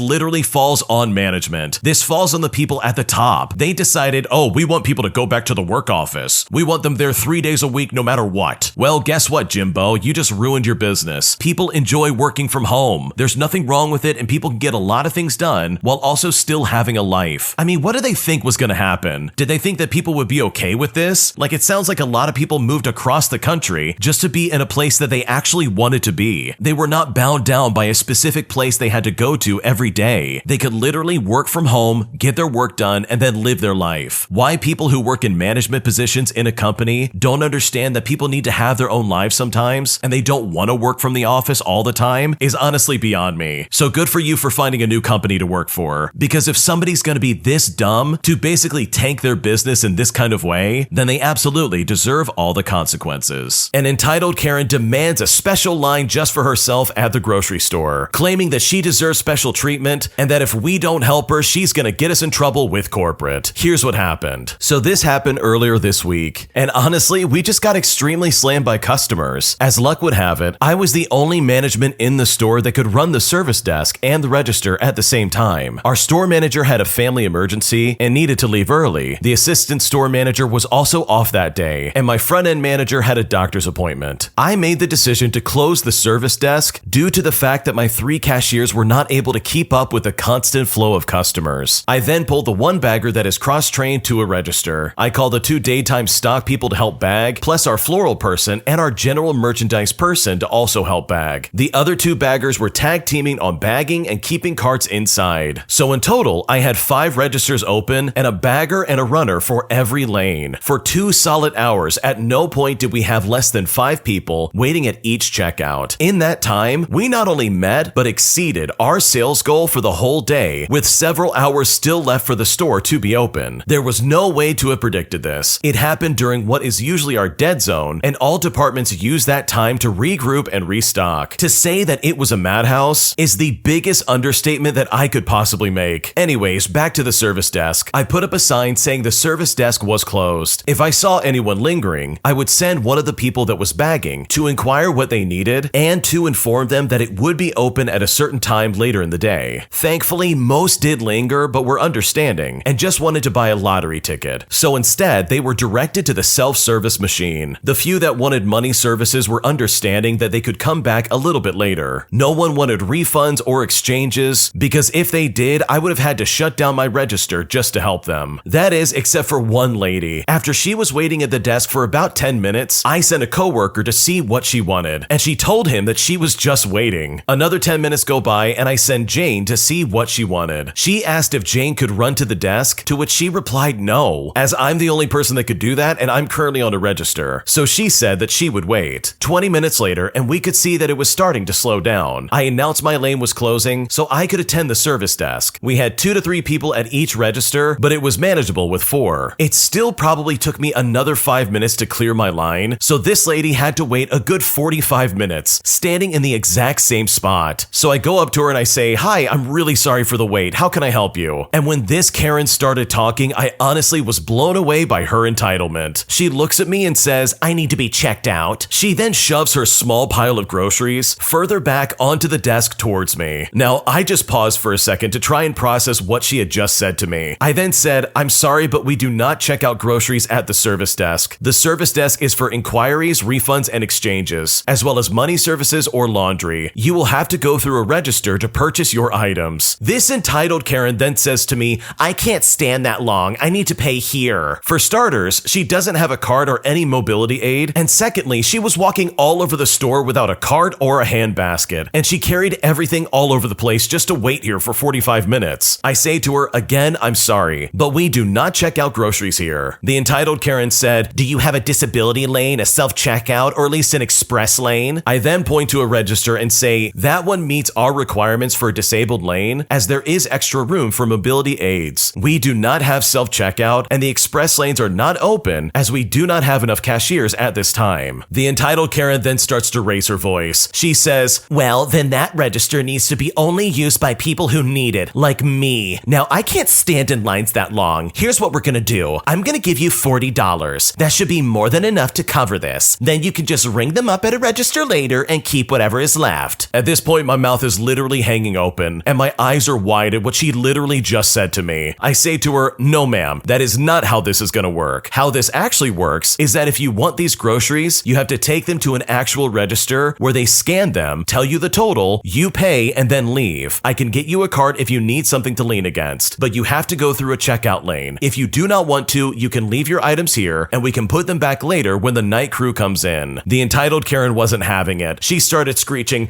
I know my rights as a disabled person, and you have to make accommodations for me. Now just go over there and open that express lane and check me out. I say to her, ma'am, this store is ADA compliant with the auto open doors, a ramp at the entrance and the exit, disabled parking, we have 3 electric carts, and a wheelchair for customer use, along with a lane with extra room. The express lanes are not going to be opened, and they are actually shut down and would take about 20 minutes just to boot up. This Karen then says the magic words, get me a manager right now. I look at her and I say, well, as you can clearly see on my name tag, it says that I'm the shift manager. At this time, I'm the highest ranking manager in the store. If you wish to speak with another one, I will be glad to call produce or dairy for their manager. But they ultimately report to me in the absence of the actual store managers, so I'm not sure what good it will do you. Now, ma'am, this has wasted a good 15 minutes of my time. This means you have stood here for a good hour. None of the registers have more than 2 people at them at this time. In fact, our ADA compliant lane has 1 person. You can either join them or leave the items here. Now, at this point, I walked over to the phone that has been ringing nonstop for over 2 hours to deal with those unhappy customers. After I said all that, this lady finally went over to the register where she complained loudly the entire time about the store, customer service, and how we did not accommodate disabled people. And unfortunately, this is not the end of the story. I had already sent out a group text message to the front-end management team, which included the store manager and the assistant. The assistant pulled the camera footage from that time, watched her walk all over the store just fine, and completely unaided, get in line for a few minutes, get out, wander back around the store, go to the desk, take a picture of the closed sign at the service desk, proceed to read 2 newspapers, and then throw them in the trash, and be at the service desk for 67 minutes. Then, finally, to a register where she checked out in 2 minutes and 12 seconds. The assistant also pulled our times and our average checkout for the day, and it was 2 minutes and 39 seconds, along with our hourly sales report. She was well prepared to go to corporate if the customer service was called. Eventually, customer service had a good laugh about the whole situation, but did say to try and use our express lanes when busy like that, but I refused to use them as they are only 15 items or less. People just ignore that and then things back up even further. But honestly, I'm so glad that nothing came of this, and hopefully we never have to deal with her ever again. Wow, that lady seriously was super entitled. Not only did she sit in the wrong lane for an hour, she then tried to claim that she was too disabled to wait in line for what, 2 minutes? I mean, from the sounds of it, the registers were going really fast. It's not like they weren't gonna get in and get out relatively quickly. It seems like this entitled Karen just wanted to be difficult and wanted to get some kind of special privilege simply because she was standing there the entire time. I mean, she literally stood there for 45 minutes. She could have gotten in and out in no time, but instead she wanted to try and cause problems and ask for a manager. So good for the original poster for putting this entitled Karen in their place. The way she was acting was super inappropriate, but the original poster handled it like a pro. If you like Am I the Jerk, you're probably going to love Am I the Genius. Check it out, link down below in the description. Also follow Am I the Jerk on Instagram and Twitter to see all the stories that couldn't make it into the videos. I am absolutely livid after my husband brought home a new puppy, even though I told him that we're not ready to have a dog and I'm afraid of the breed that he bought. And at this point, I seriously don't know what to do. So my husband and I have been married for 6 years now, and we moved to a new state last year for my job. I work about 60 hours per week, so my husband spends a lot of time on his own. He brought up getting a dog when we first moved to this new state, specifically a Doberman. person. He had a dog as a child, and his parents had to give it away. It's really important for him to have a dog as an adult. Initially, I was very much against it. I'm terrified of big dogs, and I'm not much of an animal person at all. Ultimately, I saw how important this was for him, and I asked him to hold off until we can rent or purchase a home. This way, the dog would have a backyard to play in, and there would be enough space in the house so that the dog and I wouldn't be on top of each other. He seemed to understand my reasoning and decided to buy a fish instead. Fast forward 1 year later, we live in a different apartment, and he tells me that he put down a deposit on a Doberman. Once again, I told him that I'm scared of big dogs. He responded that it's a puppy, and I won't be scared of it when it's an adult-sized dog because I'll see how it grows up. We had a big fight, and I told him our apartment is way too small for a Doberman, and to please hold off until we can either rent or buy a house once our current lease ends in June of 2024. Our apartment also doesn't allow Doberman breeds, but I found out from our property manager that he got a letter from a doctor saying he needs an emotional support animal even though he's never struggled with any mental illness. He told me that he did not need my consent or permission to get a dog, and that he's always wanted a dog, so he was just gonna get one. Since I seemed to get nowhere communicating verbally, I wrote him a letter expressing my feelings, and he told me that he'd reach out to the breeder to try and stop the purchase. I thought everything had been sorted out, and I was happy that he seemed to hear my concerns. Well, he went on a work trip on Tuesday, and when he returned on Wednesday, he had a dog with him. He did not tell me that he could not cancel his purchase. He did not tell me that he planned to bring the dog back with him, and now I feel utterly betrayed by his actions. I love this man so much, but I want a divorce because he has shown that he is self-serving, deceitful, and puts his own desires to have a Doberman above my fear of having them. At no point has he apologized or acknowledged how messed up his actions are, or even find a way to rehome the puppy. I feel horrible because he values this dog that he's had for 2 days over his marriage that he has with me. Am I overreacting in this situation? What should I do? I don't think you're overreacting in the slightest. Your husband breached a very serious boundary. He completely ignored you when it comes to having a dog in your home. And yes, you both do live there, so the fact that he's just completely ignoring your side of this is incredibly sketchy. Like, that is really not okay behavior. It's like he took the letter that you wrote and basically said, no, we're gonna ignore that. Instead, I'm just gonna get the dog and my wife is just gonna have to deal with it. I mean, you're afraid of big dogs. And you even laid out a plan of like, hey, let's wait until we have a house or we're renting a house or something like that. That way we can actually have the dog and we're not stuck in a small apartment dealing with the dog. Like, why couldn't there have been some kind of compromise for a smaller breed? You're obviously not in a place right now to have a dog of this size, and it seems like there's no agreement on having one in the first place. Like, seriously, your husband is being an absolute jerk right now. He completely ignored you and he just did this because he wanted it, without even considering how you feel in the first place. So overall, in my opinion, no, you have not overreacted. This guy completely crossed a boundary that you very clearly spelled out for him, and that, in my opinion, is completely unacceptable. Am I the jerk for ordering a giant steak against my mother-in-law's will? Here's what happened. So first and foremost, this is ridiculous, and I can't believe that I have to ask if I was the jerk in this situation. So I've been together with my husband for over 10 years, and we've been married for over 4. I don't have the best relationship with my mother-in-law, as she always seems to police what I eat. Everyone in my family has a fast metabolism. I also work with horses on a daily basis, so due to this, I burn a lot of calories. I'm talking like usually almost 3,000 a day. So usually I have very large meals to get my energy back, and I still remain very skinny. Now with that bit of context out of the way, let's get started with the event. My in-laws invited me and my husband for dinner last Friday. I was very busy back then, and I hadn't eaten since about 6 or 7 in the morning, and also didn't have a chance to get a snack before heading to the restaurant. So needless to say, I was very much starving. I mean, I usually have something to eat before seeing my mother-in-law anyways, just to avoid her making some kind of comment towards me. So because of this, I decided to order a large steak at the restaurant, and this is one that was meant for about 2 people. It also came with prawns, bacon, and 2 sides. It's also important to note that it was not the most expensive item on the menu, since some of my in-laws had significantly pricier dishes. Plus, we were all splitting the bill, so it should have been fine. My mother-in-law started making comments how I shouldn't be ordering what I can't eat, since even her husband wouldn't be able to finish the dish, let alone someone of my size. I smiled and said I haven't eaten since earlier in the morning, and I'm honestly really starving. If I don't finish the steak, I will take the leftovers home with me. Fast forward, and I have easily finished my steak, and I was waiting for my dessert. And that is right about when my mother-in-law flipped out. out. She said I'm just seeking attention and I was putting on a show. She also said I have always made my father-in-law and brother-in-law feel very uneasy and that a woman shouldn't eat that much, as she thinks that it's unhealthy and that something has to be wrong with me. She then demanded that my husband and I cover the entire bill, as she wasn't planning on such a big expenditure. I said we are absolutely not covering the entire bill since it was meant to be split equally, while also reminding her that the dish she ordered was significantly more expensive compared to my steak. So as a result, I was called a jerk who has completely ruined the family dinner. My husband is on my side, but most of my in-laws are making very passive-aggressive posts on social media about it and keep sending me different articles of what might be causing excessive eating. So honestly, am I the jerk for ordering a giant steak against my mother-in-law's will? No, you're not the jerk here. Your mother-in-law's just being super weird. First of all, I honestly cannot stand when people act like this. You're just trying to eat your food, meanwhile your mother-in-law's trying to police what you eat. Like, I'm sorry, that's just super obnoxious. Like, just mind your own business and eat your own food. If this small petite lady wants to eat this giant steak and all these sides, well then let her. And the original poster even said, hey, if I don't finish it, I'm gonna take it home with me. Like, seriously, what's the big deal? And you know for a fact she only said those hateful things towards you and your husband because you literally proved her wrong. You, this tiny woman, suddenly said, okay, I can't finish the steak, how about you watch this? And then you clean that plate completely. Like, that's hilarious to me. And the fact that you showed her up is probably the only reason she's mouthing off to you and your husband. So no, you absolutely did nothing wrong. Your mother-in-law's a weirdo, and if anything, she's the one who seems to have a problem, and she's got nobody to blame except herself. An entitled customer gets really weird and freaks out on me after I suggest that he buys one of our products on Amazon simply because it would be cheaper. Here's what happened. So I used to work in a specialist running retailer where we sold running shoes, clothing, and accessories. What set us apart was that a lot of our staff were runners, and we really took our time with customers to make sure they got the right things. A lot of the time, we'd be talking people down from buying the most expensive shoes or jackets, or even the most expensive watch, just to help them with their running if they really didn't need it, or if it would be actively bad for them. For example, very expensive shoes that did not match their foot shape, so it would likely cause blisters. As you can imagine, this used to take a lot of people by surprise that we wouldn't just automatically sell them the wrong thing just to make more money. So we built a lot of trust and got a lot of repeat customers that way. Well, eventually the company grew, and we got taken over as the original boss sold up to enjoy their early retirement. I'm working in one of the shops one day and a customer comes in asking for a really obscure accessory for a running watch. He knows what it is, but is only fairly sure it'll do what he wants it to do, and wants to see if we've got one, which is fair enough. I check and we don't, because it really is obscure. It's not even registered as a product on our system, and knowing how the special ordering system works for non-stock items is, I'd let him know that it will take about 2 weeks to get in, and if it doesn't work for him, he'll just be stuck with it. But Amazon has loads of them. He could probably get it by tomorrow, and they can sell it for a lot cheaper than we can buy it. Plus, there are tons of options for returns if he really wants to go that route. I say to him that it's the best option to go down that route, as it will be quicker, cheaper, and less risky for him that way. This is quite honestly the type of advice the company was built on. If there's a better way for the customer to do something, let them know exactly what it is. This guy's response was to almost well up in tears and anger, and then said to me the following: "So you're telling me that you won't order me one in? I just can't believe it. You guys have really gone downhill since you were taken over." And I just thought to myself, yeah, okay, buddy. Sorry for giving you the same sort of advice that has built the company's reputation for over 30 years. And that is the only time I actually laughed at the ridiculousness of someone else's comments right in front of their face. I am honestly really surprised that the customer got upset at this guy. Like, seriously, they're just trying to help him out. They literally are trying to help you save money, but you want to sit there and act like, wow, you're refusing me service. Like, no, they're not. They're literally trying to give you the best deal possible. Like, this guy really wants to pay extra on an accessory that they don't have when he could get it tomorrow on Amazon. Like, are you serious right now? I understand loyalty to a store that you really enjoy, but if you can get a better deal somewhere else and it's a lot cheaper, why would you not go that route? And look, I totally get it. Some people want to shop local, but you know what? Giving out advice to say, hey, it's going to be cheaper on Amazon, you should just go there. That is not the mark of a bad customer service situation. If anything, it shows that you care about the customer, and that's all the original poster was doing. They were literally just trying to help the customer out, and the fact that this guy had a problem with that is honestly mind-blowing. So I don't think he did anything wrong in this situation, and if anything, the customer is just being a giant weirdo. My friend complained to our boss about me, and now because of this betrayal, I no longer want to be friends with her at all. And at this point, I seriously don't know what what to do. So I've known my friend Sarah for a while now. Sarah is not her real name. We met about 7 years ago when we both started working in the same industry, and we were friendly acquaintances for all that time. A few years ago, a job came up at my work, and I recommended Sarah to get that job. I told my bosses she would be a perfect fit, and then eventually she did end up getting that job. For the last 3 years or so, things have been great. Myself and Sarah are in a small team of 2 people, and we work really well together. I would comfortably say that we're friends as well as colleagues. I've met her husband, we buy each other birthday presents, and we talk and text about work and personal stuff all the time. That is until recently when we had a regular performance review with our boss. We have reviews every year, and our boss works in a different office, so he had to come to our location that day. I had mine before Sarah, and I told my boss that things were going great. Sarah had hers and didn't really mention how it went. Fast forward a few days, and my boss was back in our office for some reason and asked if I had a second just to have a chat. He said something had been raised in someone else's performance review and then suggested to me that I should change the way I do my job in several highly specific ways. He's not familiar with the workflows and processes that Sarah and I have, so it was very strange that he was suddenly suggesting changes in granular detail. When I asked him where this had come from, he said that it had come from Sarah, who had told him that the way I was doing my job was stressing her out. I was absolutely flabbergasted that she complained to our boss without raising this to me first. When I went back to my desk, I asked Sarah what she had told him, and she said she didn't mention my name, but did say that she was stressed. She was extremely defensive, and it was very awkward. Part of Sarah's personality is she complains constantly about her husband, her family, her in-laws, other people in our industry, people around the office she finds incompetent, random people she encounters, and random inconveniences in her life. I always accepted this as a personality quirk of a friend, but I feel like she's pivoted to complaining about me exactly the same way she complains about everyone else. I don't want anything to do with her after she went behind my back like this. After this happened, we both went back to work and kind of mutually pretended that nothing was wrong, just to try and get through the day. She even went back to complaining to me about things in her life, including her husband. This feels like a completely immature thing to say, but I just don't want to be friends with her anymore. I don't want to be an emotional sponge for her frequent problems when she has no issues at all with stabbing me in the back, all because she apparently felt stressed out. Is it too immature to tell her I want to be colleagues only from now on? I'm uncomfortable that I've told her a bunch of personal stuff about myself, and now she might just go tell everybody else. How do I even begin to navigate this situation? What should I do? Honestly, when it comes to this Sarah lady, I think it's time to go on an information diet. It's time to cut off the tap and say, you know what? No more. I'm not going to tell you anything else about myself because you're just going to use that as ammo against me. I mean, she went behind your back and complained to your boss. She basically got you in trouble without talking to you first. Like, her loyalties are clearly on display, and that is honestly so unfortunate. She literally threw you under the bus for no good reason. And also, that goes to show you that when you're around somebody who only ever complains about everything else around them, as well as someone who openly talks bad about people around you, then you can know for a fact that she's absolutely doing the same about you behind your back. People like Sarah in this situation are just terrible people. They are not real friends, and they are not the kind of people you want to open up to. So if I was in your shoes, I wouldn't explicitly say, hey, I don't want to be friends anymore, but I would absolutely slowly fade out of that situation, because you deserve much better friends than that. And this lady is only going to try and stab you in the back again if she has a chance. My wife's entitled mother demands $1,000 from me and my wife, claiming that she's going to move in with us and that we absolutely have to help her out. And we are so blown away by this entitlement, and at this point, we don't know what to do. Here's what happened. I'm a 25-year-old male, and I'm married to a 26-year-old female by the name of Carol, and her mother, Danielle, is 61 years old and is a complete bag of garbage, and that's the nicest thing I could possibly say. During Carol's childhood, Danielle would always belittle Carol and manipulate her into the most ridiculous things, mostly always claiming that her father abandoned them in Colorado to seek fame and fortune in California and refusing to pay child support, whereas she would actually spend said child support on her own self, buying books and clothing, and not supporting her daughter. Danielle also changed Carol's last name on Social Security to Danielle's last name when she was just a little kid, which made it incredibly difficult for Carol to find another job as an adult because she was an illegal alien to the US government. That meant that she had one last name on her birth certificate and a different last name on her Social Security card. Danielle also had a very horrible job that didn't pay the best and had to get an apartment with Carol under Carol's name because Danielle had awful credit and Carol had a 0 credit score because she was 18 years old at the time and didn't have her own bills to pay. Danielle keeps getting on Carol's case about not having a job, but Carol said that she couldn't because of the name issue. They ended up getting evicted due to failure to pay rent because Danielle's job wasn't enough to pay for a luxury apartment, with them eventually having to move in with grandma. Danielle later lost her job during COVID and has been unemployed ever since. And trust me when I say this, there are many other scenarios in which Danielle absolutely took advantage of Carol. So anyways, back in late 2021, while me and Carol were engaged, she wanted to join the US Navy. She got her name changed to her father's last name on Social Security to match her birth certificate and even gave her recruiter child custody papers to prove her name. She enlisted, got through basic training, completed her A schooling, and got her orders to serve on a ship. We got married in September 2022 before she was shipped to Virginia for her new orders. While Carol was serving, I spent time packing my belongings to move out to Virginia myself. I then learned that Danielle is going to therapy to possibly move on, or so I imagined. I tried so hard to stay away from her during that time, but she was always bugging me, wondering why Carol wasn't talking to her during the day. I let her know on repeated occasions that she has no cell service on her ship, but to her, this is one of those situations where it was in one ear and right out the other one. She simply wouldn't listen. I eventually made it to Virginia in December 2022 just to be with Carol, and trust me when I say this, we have been ignoring all of Danielle's calls for quite a while. Fast forward to April, and Carol gets a text message from Danielle asking her to call her so they can have a talk. They talk on the phone for a while, and Carol learns that her grandma is not doing well. I also get my brother's high school graduation invite in the mail, and I want to see him graduate in May, which means Carol wants to see her grandma because she fears that she may not make it to the end of 2023. Danielle seemed to be super nice, and Carol and I both thought that she changed because of all the therapy that she had been getting. So last week, we fly back to Colorado, and Danielle loans us her car while we're there, and was being way too nice to us like a decent human being. We see my brother walk across the stage, and Carol gets to see her grandma. While there, we learn that grandma wants to move into a more safer place with Carol's aunt because of her health. And that means that Danielle has to move somewhere else because in her eyes, apparently everyone doesn't want to talk to her because the family doesn't like her. We told her that if we weren't living in a one-bedroom apartment on the other side of the country, then we could help her. Again, she starts being even nicer to us while still in Colorado. I even warned Carol that her being nice could mean something bad in the future, given her past behavior, and thankfully Carol agreed. A few days after we flew back to Virginia, which was 5 days ago, Carol gets a text message from Danielle saying that she's gonna have to live in her car because nobody is willing to help her out. Carol asked her why she can't just get a job and get her own apartment, and she said that she can't get a job at her age and that it's been too long, while also saying that it's very expensive to live on your own, especially in Colorado. Carol told her that we unfortunately can't help her because for one, we live in a small apartment, and for two, we live 7 states away on the other side of the country. So now here we are today. I'm at work and I get a call from Carol saying that she needs to be with me. I ask if everything's okay because I can tell that she's not doing well. She said she would like to talk about it when she gets there. 30 minutes later, she shows up and I go on my lunch break with her. She tells me that her mom literally asked for $1,000 just to help her move from Colorado to Virginia so that she could be with us. $1,000. We told her multiple times we couldn't help her because we don't have that kind of room. And we let alone don't have $1,000 just to give away because we literally live paycheck to paycheck. I was so flabbergasted. And Carol told me that her being super nice in recent times was way too good to be true, which is what I felt would happen. She either didn't get the therapy she needed or she just completely lied. I wasn't around for this part, but Carol and Danielle argued over the phone. More like cussing each other out per se. Danielle was upset with Carol for not providing a home for her when she did it for her for the first 20 years of her life. And now Carol just can't return the favor. Carol then told her mother to just get lost already before hanging up and blocking her completely. Danielle is now homeless and is living out of her car, but we literally couldn't care less. All those years Carol had to endure due to her mother's entitlement as well as her narcissistic behavior is now biting her straight in the butt. And nobody wants to live with her because of this, because that lady only cares about herself and also knows that what she's doing is wrong, but literally doesn't care. And at this point, I don't care if she ever passes away, because you know what? I'm never showing up at her funeral. Yeah, that mom sounds incredibly entitled. Like seriously, the original poster does not have a lot of money to throw around, especially $1,000 off the bat. Living paycheck to paycheck paycheck is no joke. It's really difficult and a lot of people do it. So that means that they don't have any kind of savings stored up. They're depending on this job and they have to make it work. So truly, I'm so sorry to the original poster and their wife for the garbage that they have to endure through Carol's mother. She is not a good person. She clearly had an agenda while you were in Colorado, and she just wanted to butter you two up just so she could move into your one-bedroom apartment, as if that place isn't already crowded enough. So hopefully you never have to deal with her ever again, and hopefully she gets the message and moves on with her life and changes her ways. If you like Am I the Jerk, you're probably going to love Am I the Genius. Check it out, link down below in the description. Also follow Am I the Jerk on Instagram and Twitter to see all the stories that couldn't make it into the videos. My mom blatantly doesn't believe me when I tell her that my arm is broken, but she gets proven wrong very quickly once we go to the hospital and she discovers that no, I'm not faking it, and yes, she should have taken me to the hospital a lot sooner. Here's what happened. So the year was 2000 and I was 9 years old. For context, I'm the oldest of 6. My mom was ready to pop out the 4th at the time, and it was a very hot July day. So my brother, who was 7 at the time, was fighting with me over a box of crackers on the kitchen counter. Now, why were we on the kitchen counter? Who knows? But I'm sure at the time, it seemed like a great place to fight over a box of Cheez-Its. So I'm trying to pull the box away from him, he's trying to pull the box away from me, and eventually he gets the grand idea to push me off the counter. I go tumbling and land hard on my right arm. And even though I was only 9, I'd already broken a leg, my other arm, and all of the toes in both of my feet. I knew what a broken bone felt like, and I was positive that my arm was broken. The problem was I felt almost no pain due to a very high pain tolerance from my rough and tumble childhood. To this day, I have a stupidly high pain tolerance. So I know my arm is broken. I can't move it properly, I can't make a fist, I can't use my fingers. So I go to my mom, who's trying to keep cool from both the weather and my second brother growing inside of her. I say to her, "Mom, I need you to take me to the doctors. My arm is broken and I need a cast." Now, my mom would later on in life become not so great of a mom, but at the time, she was still a pretty okay mom. And looking back on it, I can't really blame her for not believing me at the time. So she shooed me away and said, "I don't want to hear anything else about your arm. You're fine. Stop bothering me." So I said, "Okay then, I'm a good daughter. I won't bother my mom about my arm anymore." The rest of the day goes by with me playing around with my broken arm. I'm holding it up with my other arm while watching TV. I'm holding onto the swing with one arm, and I'm trying to teach myself how to write with my left hand, because who knows how long it will take to heal a broken arm without a doctor. Finally, I have to go to my mom because I need to go to the bathroom, and I can't unbutton my jeans without both my hands. She's been getting more and more annoyed with me as she's watched me baby my arm all day, and she finally snaps at me, telling me that she'll take me to the doctor, but if my arm isn't broken, I'm gonna be in a lot of trouble. I agree, but I'm not too worried because I know for a fact my arm is broken. And right after that, we head to the hospital. The entire ride is spent with my mom coming up with more and more detailed threats. If we get to the doctors, they're just gonna have to give you a big shot. Now at this point, I hate needles, but again, I know my arm is hurt, so I insist that we keep going. We finally get to the hospital and the nurse says to me, "Oh, her arm isn't broken, but we'll give her an x-ray just to humor her." And guess what happened? A complete forearm break. My mom felt horrible. She bought me pizza and candy, something we almost never get, and I didn't have to share any of it with my siblings. So yeah, I don't know if this really counts as true malicious compliance, but I like to think of it as a baby's first steps towards being the sarcastic little jerk that I am today. Wow, that's crazy that your mom didn't actually believe that you broke your arm. Like, obviously you're a kid at the time, and of course kids are gonna do stupid things and believe things that aren't actually true, but at least you can trust your body and say, "No, this is definitely broken. I can't write with my arm, I can't unbutton my pants. Like, this is seriously a problem." So I can only imagine the absolute dread the mom probably went through when she realized, oh wait, they really did break their arm. And it doesn't seem like you have a history of like faking injuries or anything like that, so you would think that your mom would be like, "Oh, you hurt yourself? All right, let's go to the doctor just in case something happened." So thankfully you were able to get some kind of help in this regard, because healing a broken bone without a doctor involved, especially as a kid, is a risky endeavor. And hopefully nothing like that ever happened to you again in your childhood. Am I the jerk for refusing to apologize to my dad's wife for what I said when she was rude to me? Here's what happened. I'm a 24-year-old female and I'm currently staying with my dad at his summer house. My dad's wife, Monica, is also here. To be clear, neither Monica nor I have any jobs. Monica has always had an issue with my unemployment. According to my dad, she thinks it shouldn't be the case and that my dad should pressure me to get a job, which he has declined to do so. She has made the odd thinly veiled comment about it, which I've just completely ignored. Being all that it is, 2 days ago I was out by the pool and Monica came over to sit with me, which was pretty odd. She asked what I planned on doing for the rest of the summer, and I said I was having several friends come and visit after she goes home. She then asked how we all had so much free time, and it turned into this big conversation about work. I was calmly dodging her barbed questions and told her if my dad doesn't care about me having a job, she shouldn't either. Monica then said that even if he wasn't pushing me, he would still be proud of me earning my own money, which frankly completely set me off. I turned to her and said, "Do you think my dad would be proud of me earning money the way you do?" She then got very flustered and went inside. Apparently, she went to my dad in tears and told him what I had said. My dad was initially on my side and said that she should mind her own business, but she's still upset and not really speaking to anyone. My dad says I should now apologize because she's learned her lesson and she won't try it again. But it's time to make peace because she feels uncomfortable. I think she messed around and found out, and that she's now just dragging this out. If I don't need an apology for her inappropriate behavior, I don't see why she needs one for my reaction. And also, for some additional context, I don't live with my dad full time. I visit him during the summer in between traveling because the house is central to a lot of destinations. I don't live with him for the rest of the year. I have a degree, I have 3 qualifications in art and design, and I do internships at fashion and auction houses. So am I the jerk in this situation? What should I do? I don't think you're really the jerk in this situation. It sounds like you're spending the summer with your dad, and this Monica lady really should just mind her own business. Because at the end of the day, she doesn't have a job either. Like, this is really the pot calling the kettle black. Like, what are we doing here? Like, why can't this lady just seriously mind her own business? Is it really a crime to have some kind of time off and enjoy some semblance of a vacation? So in my opinion, I don't think you're the jerk here. Clearly your dad is okay with you not having a job right now, and it's not like you're mooching off of him all the time. You literally are just visiting him for the summer, and that's all you're actually doing right now. My entitled mother takes the majority of my paycheck every single month, claiming that I owe her simply because she financed my life. And at this point, I seriously don't know what to do. So to start things out, I'm 21 years old and I just graduated college, and I now work full time. I'm not making a horrible amount, but I'm not making a lot of money either. My parents are divorced, and I've been living with my mom since around 2016, which was through the later years of high school and college. She used to be the primary person bringing money in from 2016 to 2019. Then we decided to move cities near some family, one of which, her mother, moved in with us as well. Since we moved, however, she had a nervous breakdown and then hasn't had a stable job lasting more than a month in the past 4 years. Meanwhile, I've been in college on a work scholarship paying the equivalent of $14 an hour for 15 hours of work a week in the form of a scholarship applied directly to the tuition. In addition, I've worked every summer and even worked a part-time job or two during the school year outside of this. Despite the fact that she really wasn't bringing much money in at all, during this whole period, she was claiming she was financing my entire life, and she worked a full-time job in college while being a full-time student. So honestly, why couldn't I do the same? We were primarily getting by through my grandmother's income, which is slightly more than what I make currently, as well as taking out student loans. I was taking out the maximum amount of student loans most semesters just to have some extra money in my bank account, which would invariably be used to pay for bills. There was also some credit card debt, which was accrued by both myself and my grandmother, both paying for expenses as well as through financial mismanagement. Anyways, I graduated and have a full-time office job, and I really want to be able to save money. However, she keeps on asking me for money for bills as well as for her car payment. Now, I don't drive, and she barely does either. She also wants me to give her money for other expenses, for things like makeup and stuff along those lines. It's gotten to the point that 70% of my paycheck is going towards her accounts, which on top of my spending and paying off my own cards, this leaves me breaking even each month with my paychecks, which is a situation I 100% don't want to be in. Additionally, she's not exactly the easiest person to live with, and it's putting considerable mental stress on myself to live with her. Just today, I was feeling unwell, and when I voiced this to her, she proceeded to blame me for eating food that's not the greatest and causing me to feel unwell. I literally find myself wanting to be out of the house as much as I can, just to be away from her. I don't know if it's entitled of me to just move out, or if this is a situation I should legitimately try and leave from. I have a hard time telling myself if this is entitled behavior on my part, or if she's the entitled one in this situation, as I don't feel like an unbiased observer in my situation. What should I do? First off, I want to say no, you are not the entitled one in this situation. situation. Your mom is taking 70% of your paycheck. That is not normal behavior in the slightest. I mean, if she wants to charge you rent, then sure, go for it. But it shouldn't be 70% of your paycheck. And it sounds like you've got credit card debt as well as other things to pay for. So in my opinion, this is a recipe for disaster. You're not able to save any money, and it seems like your mom is really taking advantage of you. So to give you a good insight into what's going on in your life, no, you would not be entitled to move out and find another place to live. And let's get one thing very clearly straight. It doesn't seem like your mom is financing anything. She is absolutely full of it if she really wants to make that claim. The people that are financing this living situation are you and your grandma. So in my opinion, if I was in your shoes, I would definitely be moving out. Because right now, your mother is basically just taking all your money from you. And that is not a fair situation for you to be stuck living in. My future husband flies off the handle and has an awful reaction anytime anything goes wrong. And at this point, I'm not sure if I should get married to him, and I seriously don't know what to do. This isn't anything new, but I'm now starting to get really worried. He has always been explosive over anything stressful, and then he'll be super loving and apologetic. I love him, and he's great as long as nothing stressful happens. Last year, I told him he must deal with this, so he went to therapy again. He actually had been going to therapy when I first met him 8 years ago, but I can't see that it's helping much, and I don't know if this is something I just need to learn to live with. Anything stressful sets him off. It can be a minor stress, such as takeout forgetting to include something, or the dog going to the bathroom on the carpet, or me knocking a glass onto the floor and it breaks, all the way up to major stress, like finding out there is mold in the basement, or his credit card getting locked unexpectedly, or his phone dying when he's trying to call an Uber when he's running late for something. But it's always the same. He flips out, shouting or swearing, often blaming me, even if he needs to do some mental gymnastics just for that. Usually things work out, and they do. Or it wasn't all that important in the first place. Nothing ever has had serious consequences. As soon as whatever's wrong is fixed, he calms down and then he apologizes. And then he's very sweet and loving. The issue is that this is a roller coaster and it's exhausting. I can never predict when it will happen because it's usually just random stuff that everyone else deals with. I doubt anyone has a stress-free existence, but his reaction is what makes it so much worse. I am mostly easygoing, but I can get stressed out too at times. But when I do, I might vent to him or cry if I'm feeling overwhelmed. He, on the other hand, will be loud and angry and swearing, and will often start blaming me rather than just venting to me. We've talked about it a lot, and he says he's sorry. He has always dealt with stress like this, and he'll try to stop, but he never does. On the weekend, we were at an amusement park and having a good time, and suddenly he realized he didn't have his jacket and his wallet with him. Both of us immediately started looking for it frantically, but he just kept saying, "What is wrong with you?" Even though of course it wasn't my fault, I'm the one who was wearing his jacket. It's like a knee-jerk response that he's going to blame me. As soon as he found it, he was happy and apologized and expects everything to be hunky-dory, but I'm left reeling from all his anger and swearing and blaming. He then tells me that I just hold on to that anger, which is honestly ridiculous. One time recently, he needed to submit something for a deadline and his computer kept freezing, and he was so mad. I was quietly trying to suggest a fix, but that enraged him more. He was shouting and swearing, and I honestly felt so much anxiety, but I just sat there and didn't say anything more for the next 10 minutes of this nightmare. In the end, he got it submitted, and he thanked me for reacting perfectly, meaning that I was quiet, and I didn't leave, and I didn't react at all. I don't know how often I can react like that though, because that was exhausting. Is there a way to help him overcome this? Do I need to go to therapy with him? I honestly don't know what to do with this behavior, and I'm desperately searching for some outside opinions. I'm hoping someone with the same issue can give me some insights on how to handle it. What should I do? This does not seem healthy in the slightest. In my opinion, the way he's acting now is probably the way he's going to act the entirety of your marriage. This guy flies off the handle over the smallest things, and then he turns around and tries to blame you for it. Like, this is seriously awful. This is not okay, and this is not a healthy relationship in the slightest. Like, I'm not going to tell you what to do with your relationship. All I know is that if I'm in that kind of situation, there's no way I'm going to stay with that partner. If they're going to shout and swear at me and blame me for stuff I didn't do, then that's a massive red flag that I'm going to see right away. That is a clear indication that this relationship is not going to work out. And unfortunately, this guy seems like he's going to act like this pretty much no matter what. You are always going to be to blame, and the only way you can make this right is by staying quiet and letting him scream and rant. That does not seem healthy, and that is not something I would want to go into. So truly, I'm really sorry that you're stuck in this kind of situation, because his behavior behavior is clearly a cycle, and if I was in your shoes, I would be avoiding this at all cost. An entitled body shop manager for a car company tries to swindle me out of money regarding my car accident, repairing my car without my permission, and then trying to force me to sign a liability release to the insurance company. But as a result, everything fell apart for this body shop manager as his boss eventually got fired and he ended up in jail for fraud and forgery. And I've never been happier to see karma take effect. Here's what happened. So this happened a while back. I decided to get a new car, and I found out the new models were coming in about 6 weeks, and I could wait that long, so I gave out the specs of what I wanted, cut a deal including my trade-in, and ordered a new car. Several weeks later, I was out driving, and some idiot blew a red light and T-boned me. My car wasn't drivable, so I just had it towed to the dealer, and then left town on a 2-week work assignment. When I got back, I went to the car dealer to talk about repairs to my car, and was shocked when they said it was all fixed. I asked how they could have done that without my authorization, and they told me that repairs have been authorized by the insurance adjuster for the company of the guy that hit me. I asked to see the car, and it looked good except for one big dent that wasn't repaired. I asked why they hadn't fixed it, and they said that the dent wasn't part of the accident. I said it was, but they disagreed. They then demanded that I sign a liability release for the insurance company, and I refused. They said I only had 2 choices: sign the liability release and take the car as is, or pay cash for the work that they had done. I refused, and they said I couldn't have my car. So I went home, got my spare key, went back to the dealer, drove my car off the lot, and went home. Just as I got home, I got a call from the dealer. I was expecting an angry body shop manager, but it was a cheerful salesman telling me that my new car had arrived. I drove back to the dealer, gave them the title of my old car, paid the difference, and drove my new car home. A week later, the body shop manager called me and said that they had been cruising my neighborhood looking for my old car, and sooner or later they would find it and tow it. He told me he had placed a mechanic's lien on the title, and I wouldn't be able to sell the car without paying him first. Meanwhile, the car is sitting on a used car lot. Eventually, the car sold, and when the buyer went to title it, he discovered that the dealership that sold him the car had a lien on the title, so he ended up suing the dealer. After that, the body shop manager called me and said, "Well, I guess you got us." He told me that the insurance company had issued them a check payable jointly to me and the dealer, and asked me to be a good guy and endorse the check and sign the liability release. I said to them, no. He then called me a jerk and said he would just sign the check and release himself. He told me, "The insurance company doesn't know what your signature looks like." Then he called me a jerk again. So I called the insurance company and I asked to speak directly to the fraud department. They connected me to some lawyer and I told him the full story. He got really interested at the part about the body shop manager saying he would forge my signature on the check. About a month later, an investigator came to my house and showed me a check and asked if it was my signature. I told him that no, it absolutely wasn't mine. So then he asked me if I could make a sworn statement to that effect, and I happily agreed. The body shop manager was fired and subsequently charged with insurance fraud and forgery. He claimed that his boss had forced him to do it and had witnesses to back him up. His boss got fired and the body shop manager got 180 days in jail. And you know what? It goes to show you that sometimes karma is very sweet. What an awesome story. This guy really thought he could forge your signature and try and get away with it? Like seriously, that is insane to me. It seems like they honestly just wanted to take money out of your pocket, but they did this in the dumbest way possible. They literally just injured themselves, and the original poster just had to sit back and watch it happen. I mean, not only did they fail to get repair authorization from you specifically, but they knew they messed up and they just didn't care. I mean, the fact that they did that to your old car without your permission is nuts to me. If someone's gonna fix my car or do anything like that, they're definitely gonna ask me first, so I know exactly how much it's gonna cost. And you can obviously see now that they did that all on purpose ahead of time, just to try and throw the original poster off. But good for them for not budging in the slightest. These guys were incredibly shady, and they seriously had this coming from the get-go. If you like Am I the Jerk, you're probably going to love Am I the Genius. Check it out, link down below in the description. Also follow Am I the Jerk on Instagram and Twitter to see all the stories that couldn't make it into the videos. My fiance's baby daddy is setting a new boundary that is completely ridiculous, and I really feel like this is out of line and I now don't know what to do. Here's what happened. So I have known my fiance for most of my life. We were best friends from 4th grade all the way until 10th grade, and that's all the way up until she moved away. But despite that, we still kept in contact contact. Then she got pregnant in college by a boyfriend, but never married him. He, for the most part, is not really involved. She had primary custody, and he has their daughter for like 2 weeks out of the year, and this is per their custody agreement, but he has never used all 2 weeks in 1 year. He also lives several states away. They didn't work out, obviously, and they didn't last until she gave birth. Well, we started dating 2 years after the breakup and have now been together for almost 3. All was good until I popped the question, and she said yes. News got to her ex a few days later, which was yesterday, and he then sends us both a text message, basically with him setting a hard boundary of how his daughter cannot be alone with me for any reason because he doesn't know what kind of man I am, and he doesn't feel comfortable with her being around a complete stranger. Keep in mind, in the last 3 years, he has seen her less than a month's worth of time, can go weeks without calling, and rarely sends the court-ordered child support on time, if at all sometimes, or even the full amount. Whereas I've been providing for his daughter daily for over 4 years now, and this is before my fiance and I officially even started dating. They have lived with me for some time now as well, which he knew about and was fine with, so there really was no real issues. His daughter sees me more of a dad than him at this point. This text message came after several weeks of not contacting on his part, but now all of a sudden I can't be trusted, as if the last 4 to 5 years never happened. How is this in the best interest of his daughter? We have not responded yet, but I don't know how to go about doing this without going scorched earth on this guy. What should I do? Your fiance's baby daddy has no sway over your current relationship. Let's get this straight. He's not only not involved in this kid's upbringing, but he also can't even get child support on time to your family. He doesn't contact his daughter or even take the 2 weeks out of the year just to spend time with her, and he also has no positive influence in this kid's life. So the fact that all of a sudden he's coming around to be like, no, you can't be alone with my daughter, that in my opinion is completely hilarious, and if I was in your shoes, I would absolutely tell this guy to go kick some rocks. What he's demanding out of you is absolutely unreasonable. You cannot in good conscience be able to do that. And legitimately, if he doesn't like the fact that you're more of a father to this kid than he ever was, then he needs to go to court and change their custody agreement, because at the moment there's nothing that says you can't be around this kid. You're basically going to be her stepfather for the rest of her life, with this loser stepping in for maybe half a month, if that. And you know what? He's probably doing this because he's bitter. He's some small, tiny man who couldn't step up and be a man and be there for his daughter. And so now suddenly when he sees someone else coming along, he wants to try and get between you and his daughter, who he practically abandoned and moved away from. So that's what I would do personally. I would tell him, or maybe have your fiance tell him, that if he wants to have the custody agreement altered in some kind of way, then they need to do it through the court system, because this request is out of line, and there's no way anybody, especially the man who is literally stepping in to be a father in this kid's life, can reasonably never be alone with this kid. Because let's face it, the original poster is twice the father and the man than this other ex will ever be, and his request is absolutely atrocious. If you're really unsure of how to handle this, or how this guy's gonna react to you basically saying, no, I'm not gonna do that, you could always speak to an attorney way before you ever respond to this guy, just to make sure all your ducks are in a row, because this guy sounds like an absolute weirdo, and I have a feeling that he would love to try and make this worse for you and your fiance. Today, I messed up by not listening to my roommate, resulting in me basically becoming homeless. Here's what happened. So long story short, last year I moved to a new country for work. Everything was going well, and I shared the company accommodation for the first 2 months with a few other colleagues. When the time came to move to a more permanent solution, a series of complications led me to move in with this woman by the name of Sarah. Sarah is not her real name. Sarah is what you would call a small town girl. She spent 29 years in the same small place, was very conservative and Catholic. She was a family woman, borderline obese, a heavy drinker, and a smoker. I think you get the point. Despite it being her first time living in a foreign country, she somehow managed the incredible feat of knowing everything. You see, a year of living with her made me realize that you could smell someone else's room, despite their door being completely shut. Don't get me wrong, I'm not perfect, I'm far from it, but I don't mess with hygiene. So I decided to cut my losses and move to a new place at the end of our lease. Nothing surprising, but it turned out to be where I messed up. 2 months before the end of the lease, she came back from work drunk and depressed. She went on a rant about her struggles, her lack of skills of holding a budget, spending all of her money on fast food, booze, and smokes, but I thought nothing of it. I thought it was just another rant. Fast forward to our last month, month, and I paid my last rent and the deposit for the new place I'm supposed to move into. And this was all at the beginning of the following month. In the meantime, Sarah had found her apartment and moved her stuff, which is a situation where all I can say is good for her. The day of her departure, the landlord came to get her keys, but it turned out Sarah hadn't paid her share of the rent and expected me to cover the entire rent and the fees to stay until the end of the month. I categorically refused to pick up her bill. I simply can't afford it, and she can't do it either. And this is when I had the misfortune of realizing that Sarah could have never afforded her move, or even just to pay her rent. After a few hours of arguing, I couldn't take it. According to our contractual agreement, I had to leave the apartment, even though I don't have any kind of support network where I live. I'm slowly drowning. I've lost all trust in people. I hate myself for believing that she would stay true to her own words and values. I learned my lesson, but honestly in the worst way possible. Yeah, this situation is completely awful. I can't imagine being in a foreign country and then finding out that your stupid flatmate wasn't paying their share of the rent. Like, seriously, are they insane? Why would they do that to you? They completely put you out and they put you in a horrible situation. And you know what? You're right. You don't have anybody in that country that you 100% know will bail you out of this situation. This is unfortunate and it's so unacceptable. This Sarah lady is a complete moron because her poor actions completely negatively affected you. And that's not fair in the slightest. You do not deserve that at all. So hopefully this situation can work out for you. Hopefully there's something you can do in the meantime so that you're not completely literally out on the street while waiting for your new apartment to be ready for you to move into. Because I can imagine this situation is incredibly stressful. And I know if I was in your shoes, I would be scrambling to figure things out before it's too late. My girlfriend of 3 years is convinced that I'm going to propose this weekend. And now I feel like I'm under a lot of stress and a lot of pressure. And at this point, I seriously don't know what to do. So first of all, my buddy and I have been day drinking. So I may be very much overthinking this and blowing it out of proportion, but I need to talk to someone. I'm 22 and she is 21. And our entire friend group is comprised of people our age who are already married. We're the only members of the group who are still in college. We have been to 3 weddings this summer, all of people who are the same age as us, who are either our friends or we went to school together. We are very much in love and have casually talked about the future, but I never thought much of it beyond planning. I have always valued stability and would like to be done with school and have a steady job before that even becomes a possibility. Both my buddy and his wife have been my best friends since junior high. When my girlfriend and I started dating, she and my buddy's then fiance almost immediately became best friends and tell each other literally everything. Today, me and my buddy were day drinking and fishing, just like any other 22-year-old Midwesterner on a Sunday afternoon. And out of nowhere, he said that his wife told me that my girlfriend was convinced I was proposing to her this weekend. And that would be 3 years since we officially started dating. I was taken off guard because we have talked multiple times about waiting to get married and all that until we have a more stable foundation under our feet. He went into detail about how they've apparently been talking about planning our wedding and everything. At first, I shrugged it off, thinking that this was nothing. But the more I thought about it, the more I realized how differently she's been acting the past few weeks. She's been much more touchy and physically affectionate than she usually is, and has been talking about the future and a house and kids and everything much more than she typically does. She's very much the type of person to have her head in the clouds, always idolizing the future as well as daydreaming about things of the sort. I even remember that while driving home a couple of weeks ago, she started talking about people that she would invite to a wedding and all that semantics. The more I thought about it, the more I thought back to the beginning of our relationship. We moved very fast in the beginning stages of our relationship, going from being complete strangers to meeting each other's families and becoming physical in the span of about 3 weeks. We moved much faster than I was comfortable with back then. But being as this was my first actual relationship after high school, for the most part, I just kind of went with it. I am wondering now if I didn't make a mistake by not setting precedents and boundaries a lot earlier. We have a very good relationship, as we rarely argue and have similar goals and visions for the future. I often have to keep her grounded though, as I feel that we are adults now and she needs to think more like an adult and think more logically rather than daydreaming and thinking that things will just sort themselves out. I've just been mulling everything over all night and I have sent myself down a rabbit hole. Seemingly all of our friends are getting married, and in my opinion, we are all still very young. There is pressure on me from our family and friends to pop the question, but frankly, I don't feel like we're in a good position with money and everything right now because I've been putting myself through college and finding work whenever I can. And she's also in online school. I'm worried that she's going to be disappointed in me if I don't. And on top of that, I'm worried that she's going to start resenting me for not proposing because we are the only couple in our group that isn't married. I love this girl with all of my heart, and I do want to marry her someday, but I feel like it is way too soon. What should I do? Honestly, it kind of seems like your friends and your girlfriend are trying to set you up. Like, why would they just all of a sudden be like, hey, everybody's talking about you guys getting married soon. You're gonna propose next week, right? Like, that seems like a lot of pressure out of nowhere, and that really seems unfair, especially with the history you have with your girlfriend. You both agreed, hey, we're not gonna get married right away. We want to figure our stuff out, and then we'll get married. And it really doesn't sound like you're in a place to have all your stuff figured out. And honestly, I would not get married just because of peer pressure. That is such a horrible precedent to set. And if you really think people are pressuring you in this situation to get married literally because everybody else is getting married, then that, in my opinion, is a dumb decision. That is seriously such a stupid thing to do, and you would be making a horrible mistake to literally only get married because all of your current friends are married. That, in my opinion, is a terrible idea, and everybody else's situation should not be considered in your situation. Your friends, your family, your colleagues, literally anybody else around you, their opinion of your relationship and where it's going literally should not matter. This is between you and your girlfriend. Everybody else is just background noise. So hopefully you can come to some kind of consensus with your girlfriend specifically, and both of you can discuss your future together and figure out when is the best time to make this happen. Because that, in my opinion, is the best way to go about doing this when it comes to your future marriage. Today, I messed up by telling my friend of 10 years that I finally have feelings for her. But after she turned me down and told me that she doesn't want to be anything more than friends, I feel like I've completely ruined our friendship. And at this point, I seriously don't know what to do. So my friend and I met about 10 years ago from a mutual friends party. At the time, she had a boyfriend, and I was just starting a relationship. Somehow that night, we met, we clicked right away, and we formed a very good friendship. We would communicate often and would get together with our partners. I can say we've gotten pretty close throughout the years. During these 10 years we've been friends, we both have been through a few relationships, and we've always been there to console one another when things didn't work out for each other. I split from my last girlfriend about a year ago, and my friend had also just had a breakup, possibly a couple weeks before that. This past year, we have spent so much more time together than we ever have done before. Working out together, we have breakfast, lunch, and dinners together, going out for drinks or movies, or even just a weekend getaway. I never considered making a move since I truly enjoy the friendship we have, nor has she ever given me any signs of wanting to make a move. In the past, she made a comment when I was going through one of my breakups about how I deserve someone better than the girl I was dating at the time, and also said that she wouldn't date me because she wasn't good enough for me either. A few months ago, we were discussing future plans and what we were looking for in a partner, and we both basically said the same thing that we're looking for, and she jokingly said, we're probably soulmates and we don't even know it. In the past 2 months, the idea of us being more than friends has crossed my mind so often that I've been contemplating telling her about it. Last month, she invited me as her +1 at one of her work events in New York, which took place 2 weeks ago. I decided to tell her what I was feeling when we were on a walk back to the hotel after an event. She told me that although we have such a great friendship and she believes we would give it our best to make it the best relationship, she only sees me as a friend and she doesn't want anything more than that. I told her I respect her decision and hope that this wouldn't change things between us. I made sure not to act weird or different the rest of the trip and kept things as they were, even though I was disappointed and ashamed inside. We returned back to our city earlier in the week, and honestly, we have not communicated much at all. I'm starting to think making my confession was a mistake, and I wish I could take that moment back. I fear that I may have possibly pushed a great friend away, and at this point, I seriously don't know what to do. Honestly, first and foremost, when it comes to mess up, this really is not that big of a deal. For starters, it doesn't seem like she completely hates you, which definitely could have been a possibility if you weren't careful. Like, this really could have blown up in your face in a really bad way. She very easily could have